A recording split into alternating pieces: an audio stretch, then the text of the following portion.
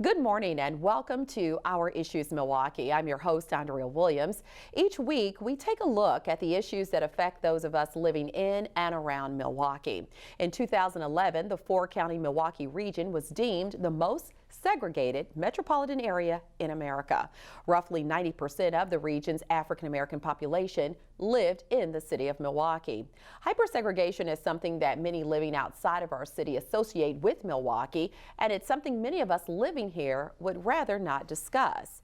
Race relations also falls into a category that many would rather avoid. But with stories that have topped the headlines lately, we've decided to start the dialogue today. Last month, a family-owned business in Whitefish Bay that's been around since 1899 made the headlines when Milwaukee Bucks player John Henson was locked out of Schwanke-Kasten Jewelers and told the store was closed as police were called.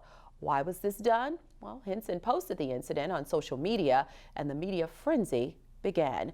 My guests are here to discuss what happened on that day and how we can start the dialogue on where we go from here. Mr. Tom Dixon is the owner of Schwanke-Kasten Jewelers located in Whitefish Bay, and Mr. Ralph Hollman is the president of the Milwaukee Urban League. Good morning, gentlemen. Good morning. Good morning, Andrea. Appreciate you being here. And Mr. Dixon, first allow me to say thank you for coming on the show today, because you easily could have avoided this and kind of let things fly over and go away, so to speak, but you chose to come here today, and your goal is to really make something good come out of something that was seen as negative by a lot of people. So again, thank you for being here. Thank you for having me. Absolutely. You made the decision to reach out to the Milwaukee chapter NAACP and the Milwaukee Urban League to start the healing process, and that's why Mr. Ralph Hollman is here with us today, so we can start doing just that. So from your perspective, what happened on that day at your establishment? Well, Andrea, let me start by saying we did talk to John Henson and apologize to him, and he graciously accepted our apology. And it stems from a series of unfortunate misunderstandings. We have been on security alert for several months now, as it's an epidemic nationwide of robberies at Rolex Jewelers. We were getting suspicious calls on Thursday and Friday, and they really raised the antenna of the staff. The staff called me. I instructed them to close as protocol. As our store protocol, we called the police, and the store was closed, at which time the police informed us that there was a red SUV out in front with dealer plates that did not match the car, and when further examined, that the dealer plates were possibly stolen. And that we were further instructed that when the car returned, to call the Whitefish Bay PD. On Monday, the car came again. We never saw the occupants of the car, and when the occupants, or when they called the police, she clearly states, "I'm calling about the stolen vehicle that you instructed us to call about," and they asked her who was in the car, and she clearly didn't know who was in the car for several seconds till she asked someone else. And then the police came and straightened it out, and from there we handled some things not as good as we should have. And so we're taking this as a learning, teachable moment on how to deal with these situations. It's just really unfortunate, and we feel terrible for John that he had to go through this. He was really hurt by this, and so for that we apologize. For that, we're reaching out to the Urban League and the NAACP to try to figure out what we can do better, how to advance this, how to understand what's going on. But we also have to understand my security issues are a little unique to our business as well. Okay, so. But we do feel terrible. I mean, it's a terrible situation for him to go through, anyone to go through, and they should always be treated with dignity and respect. Absolutely, because John was there to buy a Rolex, and so that's supposed to be fun and exciting. And he and I have met before. For the both of you. He and I have met before and discussed that in person in the store without incident, and believe me, I would love to sell anybody a gold Rolex. That's my business. But in all seriousness, John Henson said this was one of the most humiliating things that has ever happened to him. And anybody that has common sense would know this is a nightmare for any business owner. You have probably, I'm guessing, changed the way things are approached, even with heightened security scenarios in your business. Yeah, I mean, we're working on that. These things all take a little time. We are trying to partner up with the Urban League and Ralph, and we have done some things internally, security-wise, and we're working on new procedures. Yeah. The guidelines from our Jewelers Mutual Insurance Company and Jewelers Security Alliance instruct us to do exactly what we did. The most dangerous time for a jeweler is the opening and closing of a store. Everything, we did not lock him out, by the way. The door is always locked. Okay. 24/7. Makes sense when you're selling high-end jewelry. And that's a miscommunication as well, a misunderstanding. Okay. And so we do have procedures that we have to follow for our safety, our customer safety. It's not about the stuff in the store, it's about safety. Okay, and that's why you're here today, because when you're looking at 1-minute packages during the news, there's no time for you to explain every little thing that took place, and we appreciate you coming here today. Yeah, I mean, it made it sound like they're just scared girls of. Well, it did sound. I mean, honestly, even I was like, "What?" So. And they were scared. From their standpoint, someone's out in front with a stolen vehicle. Now, that is all. A vehicle they thought was stolen. Yes, a vehicle they thought was stolen. That the police told them was possibly stolen. Well, we don't want to forget about Mr. Hollman over there. So, what were your thoughts when you first heard this story? Before you were contacted by Mr. Dixon, what were your thoughts? Well, you know, I thought a very unfortunate incident, and I really felt bad for John Henson, and I felt bad for Tom and his employees, because I think the story it got blown up to be more than what it actually was. And I'm not diminishing the fact that it was a serious incident, but I think it got blown a little bit out of proportion. So those were my initial reactions. But then after I thought about it, I said, you know, this can be a teachable moment. This can be a learning experience, not only for Tom and his employees, but for our entire community. Because as you said before, talking about race relations is a difficult subject, something that we don't embrace. And so I thought that this incident could be an opportunity for us to deal with this very sensitive issue. My thoughts exactly. And Mr. Dixon, you did go, and you mentioned that you went to the Bucks training facility to apologize to John. And John did issue a statement saying that he felt you were very sincere and that he just didn't want this to happen to anyone else. And I think everyone feels that same way. The Bucks also released a statement saying that they appreciate your apology, and it's important to them that you see the kind of character John Henson has and that he's a good role model in the Milwaukee community. And I think that you've also established that you know that.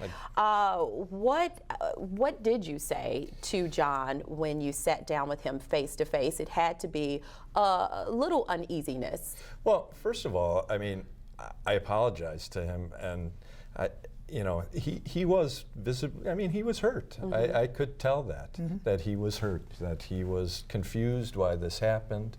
I explained to him sort of the surrounding circumstances. He explained to me that he thought we could do a better job. I understand that. I accept that. I promised him, him as a person, not him as a Bucks player or anything, him as a person, that we would do better. And I wanted to apologize, not just to him, to his friend as well. There was another person there with him. So I wanted to apologize to both, him and his friend as people, not, just because he's a Bucks player. But he understood that. He graciously accepted my apology, and he's a good guy. We've met before. He really is. Yeah, he is. I mean, I would love to have a relationship with him. Before any of this blew up, before anything happened, the moment I heard this, I called him his cell phone. Okay, so you guys had a relationship before prior any to of this, before So I don't understand the power of, did not understand the power of social media. I understand Lesson it. learned in that department Check, as well. I understand that now. Yeah. And before we run out of time, I stated earlier that you made a call to the Milwaukee chapter NAACP as well as the Milwaukee Urban League, and I think that there is some good that can come from this. I'd like to hear from both of you on what you would like to see happen. Okay, well, I've had a couple of conversations with Tom, and we've talked very candidly. And, you know, I've made some suggestions and some recommendations. And those are things that we're kind of taking into consideration right now. A couple of things that we talked about is maybe it would be good to have some diversity on the staff. We've talked about meeting with his staff and having a very candid conversation about, you know, their feelings on that day and why they reacted the way that they did. After we do that, we can then sit back together and decide if there are any more things that we need to do with the staff, you know, in addition to security, you know, any training or anything like that. But one of the things I said to Tom is we don't want to make any assumptions. We don't want to jump in and do something without talking to the staff, gathering more information so that we can get to, hopefully, the root cause of this situation, because we all want to do everything possible to try to make sure that something like this does not happen again in the future. Absolutely, and this goes beyond just your jewelry store. This is something that business owners everywhere can take into account, because the truth is you really can't look at a person coming into your establishment and say, oh, well, they don't look like a typical customer. I mean, they may have on a sweatsuit and be a multi-millionaire, or they could very well be someone up to no good, but you have to kind of treat everybody the same until you see otherwise. So I think it's a good learning experience for everyone who's in business or customer service, whatever the case may be. Mr. Dixon, I did ask Mr. Hollman what he would like to see happen. What about yourself? Well, you know, what Ralph just said, I really appreciate his approach and his approach with working with me, and I think we're on the same page. We've talked about diversifying our staff. We're looking for candidates to do so. I've talked about scholarship. I've reached out to the Gemological Institute of America, which is the training body, about maybe setting up a scholarship kind of thing, because maybe my whole industry has got some diversity issues in it, and maybe this will be a catalyst to change that as well. Yeah, I think it's all steps in the right direction, very positive, and I don't think people can ask for more than that, because you could, like I said, wait for it to blow over and do business as usual, but you have taken the step to make a difference, and I think that means a lot. Thank you. And I just want to say very quickly, we're already seeing some positives. We're talking about it on your show.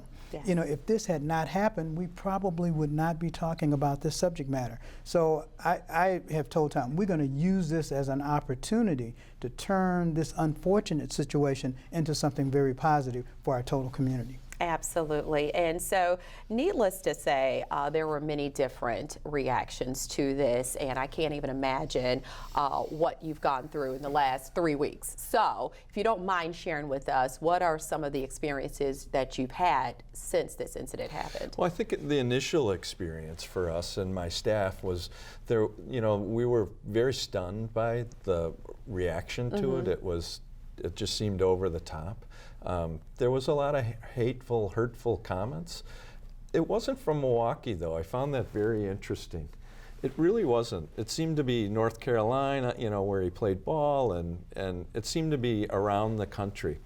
I think the callers, both Caucasian and African American that called me from town with 414 numbers, wanted to listen, wanted to talk, and I think we are talking in our store. I think it is a positive thing. I think my clients are really engaged and talking about how do we fix this.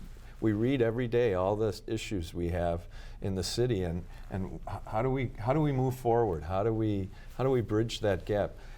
The first thing Ralph handed me when we met was, this is a horrible place for African Americans to live. I mean, it's been established in reports and it's been talked about. Yeah. And I said, I've read this already. I mean, and so how do we change that? And so these small steps we'll take together, and we'll work on it together, and hopefully we make a difference. Yes, indeed. That is the goal. And so with that said, you said even yourself that you were surprised by the strength or the power of social media. And, sad. And the thing is, social media, everyone has an opinion, and I've said on this show before, in my opinion, especially when you deal with race relations, people hide behind this little box, whether it has a picture or not, and they say some of the most astonishing things, whether it be negative or positive, and you're thinking, really, there are people who really live in this country who think like that. So I did pick out a few comments that I saw on social media, and this was from an article that was published nationally, so this very well could be some of those different people living in different parts of the country. But one I thought was poignant. Fear mixed with conditioning is the most powerful thing in this world as far as motivating one to do something sketchy. And I think that that goes back to some of the news stories that we've seen with African American men and women who have been killed. And that's off the subject, obviously, but there's still a stereotyping and a profiling that goes along with those, and I think that that's what that particular statement meant. And another post reads, considering police forcing in this country, Henson is lucky he was not shot. And that, I will say, is not a true representation of how people feel overall, because we know that there are more good police out there than there are bad. And to that point, on the which was not a 911 call, by the way, that's another media misconception. It was a non-emergency call, and my staff member clearly says they're not doing anything wrong in that audio that doesn't get edited.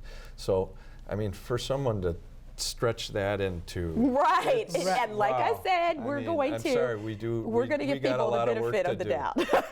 That's my point of reading this. We got a lot of work to do. And my question with the thing said, this is a reflection of how people feel. So how do we go about changing how people feel based off of their experiences? Because ultimately, that's how people react to situations, on what their personal experiences have been, whether it's police, brutality, whatever the case may be. How do we go about changing that?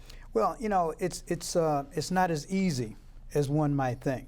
You know, it's a complex situation. And, you know, I'll say this about social media. The good thing about social media is that you can get information out in an instant. Yes. You know, it's, you know, if something happens right now, you got it out. The bad thing about social media is that when this instant information gets out there, if it's inaccurate, people run with it. People run with it, and they think it is the absolute truth.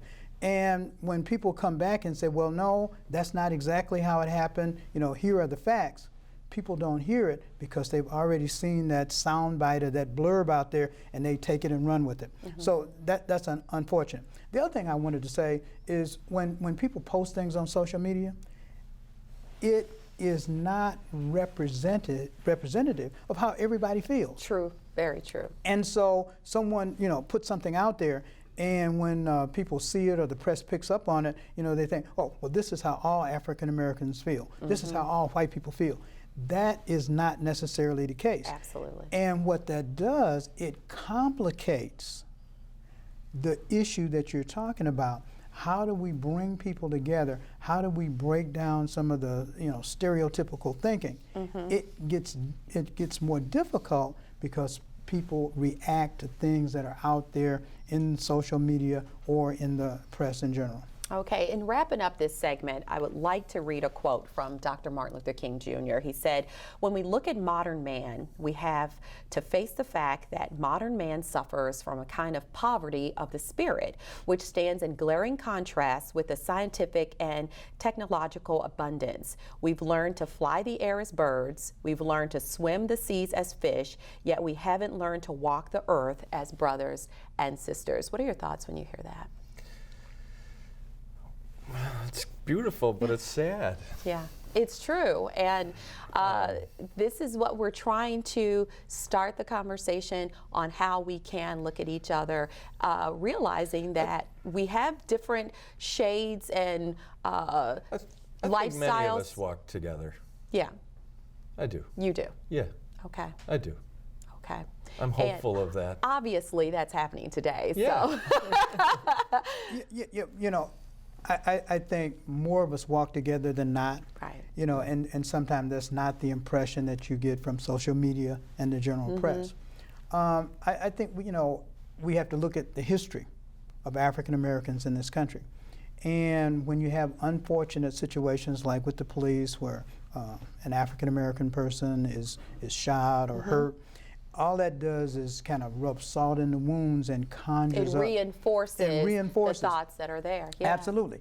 And it makes it more difficult for people like Tom and I to sit down and have genuine discussions and talk about our commonalities versus what divides us and what separates us. Absolutely, and that is a great way to end this segment. It goes without saying, I thank you both for coming by today. I really appreciate you taking the time to talk to our audience about everything that has taken place. And Mr. Hollman, I'd love for you to stick around so we can find out more about the great things that you're doing with the Milwaukee Urban League. Absolutely, I'd love to do that. Thank you both, Mr. Dixon. Thanks. Thank you. When we return to Our Issues Milwaukee, we're going to talk about the Milwaukee Urban League and how it has been a catalyst for social justice and change for over 95 years. And we'll continue our conversation with Mr. Ralph Hollman right after this.